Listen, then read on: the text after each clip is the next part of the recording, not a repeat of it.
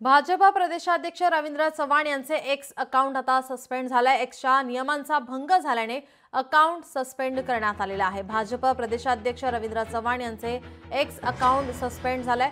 एक्सच्या नियमांचा भंग झाल्याने अकाउंट सस्पेंड करण्यात आलेला आहे।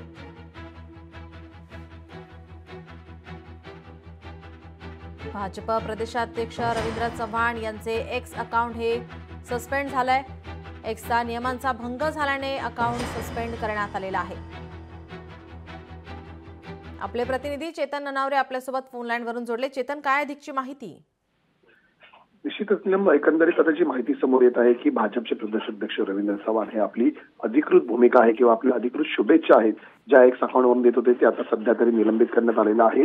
या निलंबनाची कारणं आता त्यांच्या सोशल मीडिया टीमकडून मिळवण्याचा प्रयत्न केला जात आहे। नेमकं कोणत्या कारणास्तव हे अकाउंट निलंबित करण्यात आले या संदर्भातील सविस्तर माहिती मिळाल्यानंतर अधिकृत प्रतिक्रिया सुद्धा दिली जाईल अशी माहिती आता रवींद्र चव्हाण यांच्या कार्यालयाकडून देण्यात आलेली आहे। मात्र तुर्तास तरी महाराष्ट्रातील सर्वात मोठा पक्ष असलेला भाजपच्या प्रदेशाध्यक्षांचं अकाउंट सस्पेंड झाल्यामुळे आता राजकीय वर्तुळात चर्चा रंगू लागली। लोकशाही मराठी ऐका, पहा, जागरूक रहा।